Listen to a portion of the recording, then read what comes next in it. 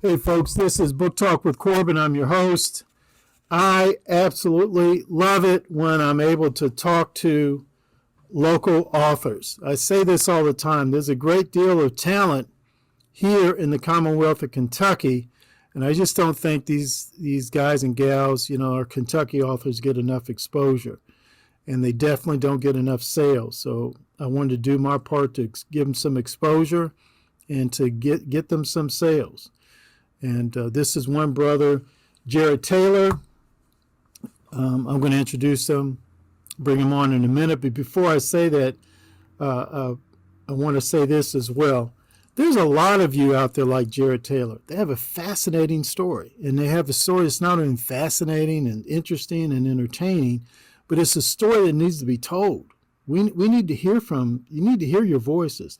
And I'm so glad this brother Jarrod Taylor has done that, has published his book so that we can hear his voice and learn about his experiences.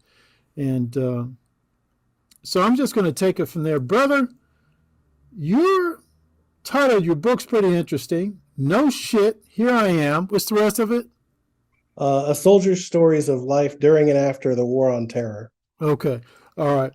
Now, did your publisher or tell you to give that title? Or is that just totally you? I once I thought of that, I couldn't think of anything else that fit. Okay. And so many war stories start off with no shit, there I was. Right. This is a book there's a collection of war stories, but it's also about like what's happened since and how those experiences changed my life. Wow. Okay, that's great. And so the war on terror, you're talking about when we went into Afghanistan to do X, Y, and Z. And Yep. so how did you end up going? I'm assuming that you were in Afghanistan. How did you end up getting there? Well, I was in the Army already when 9/11 happened. I was assigned to 10th Mountain Division.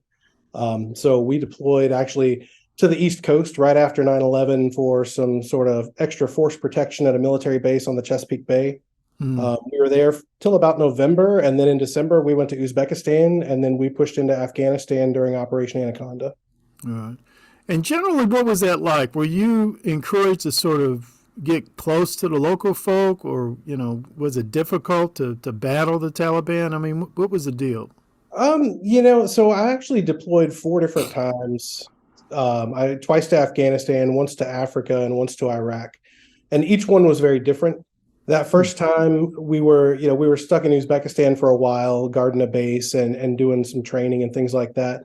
When we went to Afghanistan, we went down there because our Chinooks were being shot down, and the Navy SEAL Neil Roberts had fallen out of the helicopter and been killed.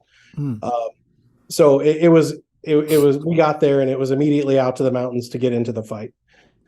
So as an infantry guy, we were out there carrying our rucksacks and climbing in the snow and getting shot at and watching the Air Force bomb these, the caves and things like that.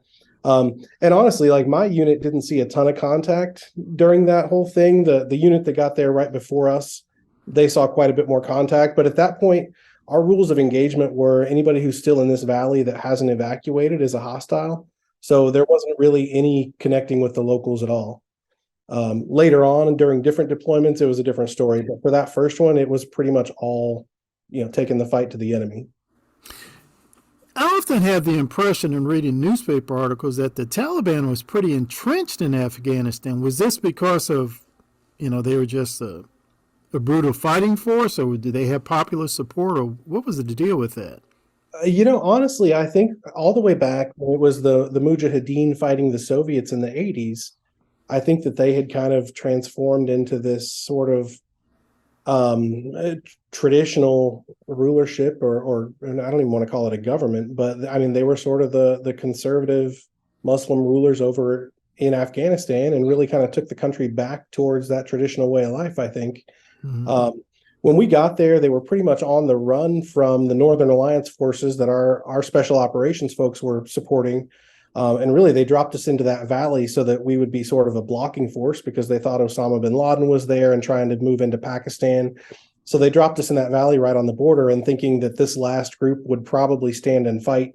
But if they tried to flee, we were going to be there to stop them.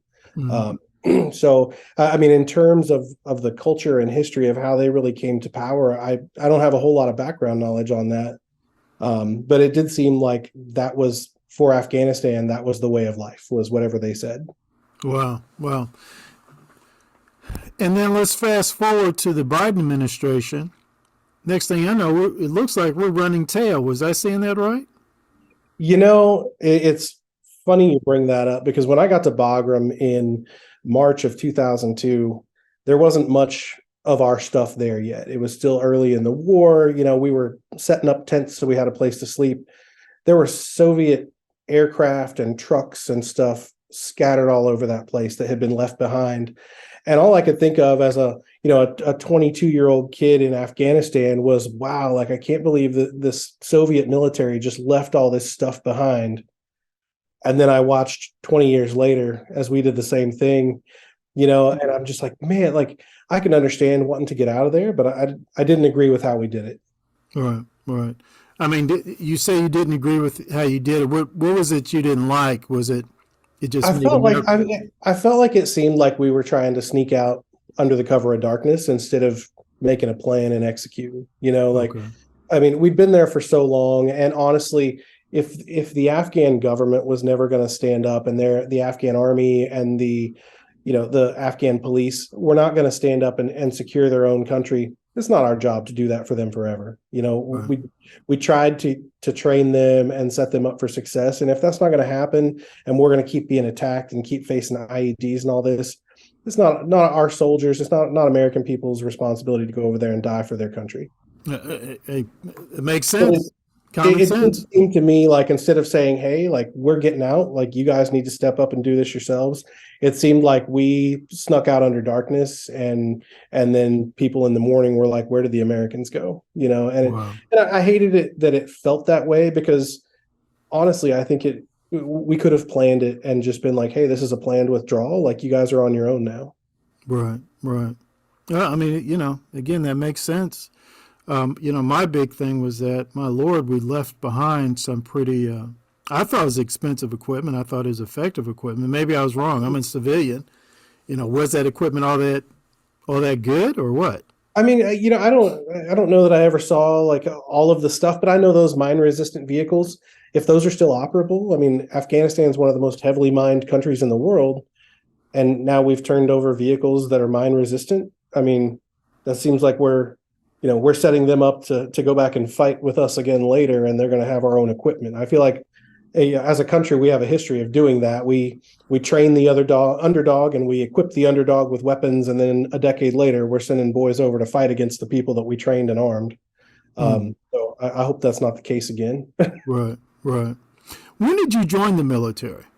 I joined in February of 2000. I had been out of high school for a couple of years, and I was tired of being in my hometown, and I had always wanted to be in the military. It was something as a kid I grew up kind of dreaming about. And I finally decided I had the guts to do it because I was a little bit afraid after high school. I was a little intimidated by, watching Full Metal Jacket and some of those other military movies. So I was just like, you know what, I'm getting out of my hometown. I'm going to go off and do this. And I really enjoyed it. I've got a lot of complaints and a lot of frustration from my time in the military, but I look back on it as some of the best years that I ever had. Just, What was your MOS? infantry, 11 Bravo. Uh-huh. Where'd you do your basic and advanced individual training? I went through Fort Benning, the one station unit training there. Then I went to airborne school. And then from there, I got sent to Fort Drum, to 10th Division. Did a few years there, re-enlisted a couple of times, and went to Schofield Barracks out in Hawaii with the 25th Infantry too. Okay, all right. Would you ever recommend to high school graduate, male or female, hey, pursue a career in the military? I would. And it's funny because when I enlisted, my recruiters were trying to talk me into being a radar systems technology person, and I was like, if I'm going to be a soldier, I want to be a soldier. Like I want to be an infantryman. I want to go out in the woods and carry a weapon and do what soldiers are supposed to do. When I left the military, and I knew what I was getting into, I knew that this is not going to prepare me for any other job after the Army. I wasn't trying to do it thinking, oh, I'll get some skills and come back and have a polished resume and be able to go to work. That wasn't my thinking. So when I left the Army, I still sometimes was a little bit frustrated, feeling like, man, I spent 9.5 years on active duty. And now I am in the same spot I was in before I left. I'm not trained for anything. I don't have any skills. It was a little bit frustrating for me, but at the same time, I learned a lot. I learned a lot about myself, and really just the mentality of like being mission oriented or mission focused, where it's like, oh, I've got this task in front of me that I need to get done, and I'm going to do whatever it takes to accomplish that task. Right. I learned that in the Army. So you apply that to civilian life, and you can pretty much accomplish whatever you want. So I think those lessons are valuable for any young people. I would probably encourage kids, hey, you can go follow the path that I followed and be a grunt and kick in doors and do all this stuff. But also, there's a lot of jobs that you can get in the military that could be really great and set you up for success if that's something you want to continue doing outside of the military. Mm-hmm. I'm actually an educator now, so I talk to kids quite a bit about my military experience. Right. Folks, this is Book Talk with Corbin. I'm your host, and our guest today is Jarrod Taylor. He wrote the book, No Shit, Here I Am, A Soldier's Life. And it's available at Amazon.com and other places where you can buy books online. Again, Amazon.com. The author is Jarrod Taylor, Jarrod Taylor. Talking to him today about his book and, of course, a little bit about his military background. Now, you say you're an educator now. Are you actually in the classroom? What do you teach? I was. So I started off as a history teacher in a middle school in Illinois. Then I moved here to Kentucky in 2016 and started teaching English and social studies both out in Shelby County. And I actually work in JCPS now. Really, I'm more coaching teachers on how to use innovative learning models and strategies and technology in their classrooms is really kind of what I work with now. But the other side of my work is connecting kids with career interests. So I get them out of the building. We're always going to the different trade schools, doing campus visits, just connecting them with professionals in whatever career field they're interested in, so that they have an opportunity to hear it from the actual person and not from some teacher or counselor about, well, you could do this job. I take them there, let them see it, let them get their hands in it. So that's what I do now. It's interesting you say that, because I remember when I signed up for I didn't go active duty. I was trying to be a reservist. And the person who, quote unquote, recruited me was really an old buddy of mine. I'd come back, I'd left New York, returned home, got an apartment, and I didn't know what to do. I just didn't know what to do. So a buddy of mine, of course, he came over. I've known him for forever. Came over and he said, "Hey, man, I signed up. I've been in the military for a few years, and he's in South Korea. He loved it, and he encouraged me." So I said, "What the heck? I got nothing better to do." He tried to describe basic training to me, and he couldn't. He said, they will mess with your head in ways you never thought possible. I said, well, what do you mean by that? He said, I can't explain it to you. Brother, I couldn't explain it to other people myself. I was like, yeah, you just got to go through it to really understand it. I mean, what was your basic like? Because basic training, when I took it, man, it's different. I'm hearing it's different now. Yeah, I'm hearing it's different now as well. It's interesting. I had an old veteran tell me before I left for basic training, he was like, hey, man, like I don't know if he'd been a pilot or what, but he had been through SEER school. Mm-hmm. And he was like, I'm going to tell you right now, they put me in a box and dunked me in water, and I thought I was going to die. Wow. And of course, that's his SEER school training. But he's like, the only thing that made me not quit and give up and scream and cry was that I knew everything they were doing was to train me and make me better, and that their goal was not actually to hurt me or kill me. Right. So he's like, as you go through your basic training and everything, you need to keep that in the back of your mind, that everything they're doing is to try to build you up and make you better. That was great. That was great advice. I wish somebody had told me that. That's absolutely true, because when I remember at one point we were somewhere out in the cold, middle of the night, had a big bonfire. And I don't know why, but me and another soldier was there trying to get cold, and the drill sergeant was there. And I just said, I know this man's going to mess with us. He's going to make us do something crazy. I didn't care. I was cold. I was tired. And he said to us, he said, guys, I know you hate me. But after this is all said and done, you're going to love me. I just sort of looked at him and said, I don't know what pot you smoking, man, but you need to go sell it, because, man, that stuff's got you totally high. Brother, I kid you not. I miss this man to this day. Yeah, I believe it. I miss this man to this day. And there's a couple other drill sergeants. Man, I miss them to this day. And I mean, they sent me through some hell, but Mhm. I did. Like I had when I came out of advanced individual training, one master drill sergeant said to me, "You know, Severs, you're a hell of a soldier." That was the greatest thing I ever heard in my ears because I Absolutely, knew because what you that thought they meant. hated you. Yeah, yeah. But when he said, "Man, Severs, you're a good soldier," I knew what that meant. Hmm. It meant something. No one Yep, gave that to me, man. I worked for that, absolutely. and I deeply appreciated that. Deeply appreciate one of the greatest things ever. Made all those times he woke us up 3 o'clock in the morning. And, my God, man, why do we gotta get up 3 in the morning, drill? Had to go watch stuff. Oh man, it was crazy stuff. But I remember brother, getting to Fort Benning, and so I had been in high school ROTC, and I had done summer camps at Fort Leonard oh Wood okay, in Illinois. And our instructor used to always set us up. He'd park us somewhere in the shade and be like, "Let me go talk to these drill sergeants and find out where you need to be." And then, of course, the next thing we heard was a megaphone telling us to get our lazy asses out of the truck. And so it's like we had like mini week-long basic trainings every summer that I was in high school. right, I got there to Fort Benning and I was still kind of afraid of it. But then I realized I knew how to march.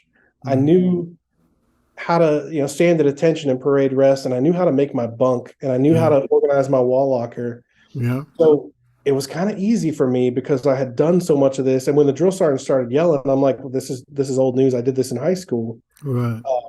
And really, I was doing the I'm going to keep my head down and not be noticed tactic There you there. go. But then my bed was always straight and they would flip our barracks, but mine never got touched because it was right. And then they're like, you need to teach your platoon how to do this. Mm-hmm. And then they saw in my wall locker, I had a picture of my girlfriend and I at my JROTC military ball, and I was in my Army Class A uniform, and my drill sergeant pulled that off the door and was like, "What the hell is this?" And after that, he was like, "Well, you're the platoon guide now for the rest of the cycle, and now you're responsible anytime this platoon is messed up." So I ended up kind of being, student leadership basically. Right. And really, I was our cycle's distinguished honor graduate, Mm. and that was kind of a cool experience for my girlfriend and my parents to come and see me receive an award, right at the end of Right. basic training. It was like, man, Yes. I was in my element. I felt like, but I also, when they told us that, we had to do a 5 mile run in 40 minutes to graduate, I was like, I can't run 5 miles and I certainly can't do it in 40 minutes. Mm-hmm. So that was an accomplishment when it happened. And then we had our 25-mile road march at the end that I was like, man, like, this is going to be awful. I'm 5'5". I can't keep up with these tall guys in this road march. And Right. then because I was in charge and I had a soldier falling out, my drill sergeant was like, you better take that M60 from him and carry it because you need to get your guys and all your equipment there. So I'm dying at the end of this 25-miler. And for the last several miles, I had to take the M60 off this kid because he couldn't keep up with it. Mm. And then I'm sucking, and my drill sergeant's like, you need to pick it up. You need to pick it up. You need to pick it up. And I was just like, man, maybe I'm going to not make it. But Right. no, I learned a lot about myself in basic training, like what I could handle and things I thought I couldn't do that I could do. Right. And those lessons kept coming all through the Army, I felt like. Yeah. Absolutely. Brother. Now, when I was in basic, I was down in Fort Knox. Those drill sergeants call you everything but a child of God. It got to the point I thought my mom and dad didn't tell me my true name because the drills call me MF and SOB all the time. That's got to be my real name.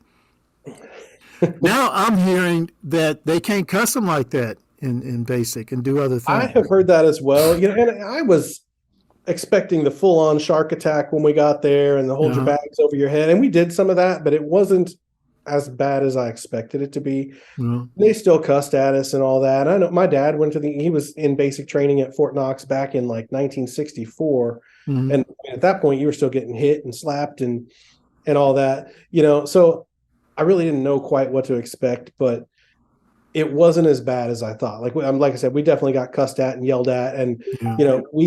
we did exercises in our bay in the barracks until the walls were wet, kind of Yeah. thing. But Yeah. but it wasn't totally just awful. Right, right. No, I hear you. Folks, this is Book Talk with Corbin. I'm your host. We're speaking with the author, Jarrod Taylor. No Shit, Here I Am, A Soldier's Life. It's a good book available at Amazon.com. Brother, we got about a minute left. Tell me within that minute's time why people should buy your book. I wrote this book. It's 9 years of my career, plus talking about the things that led me to join the military. I wrote it because I wanted to sort of honor the guys I served with, especially the ones we lost. And I wanted to tell an honest story of what it's like to be a soldier, especially at war. The things you think about, the things you feel that nobody says. Like, it's not a book of like heroes' tales about like, oh, like we stormed the beaches or we didn't. No, it's just an honest account. And I took most of it right from my journals that I kept on deployments.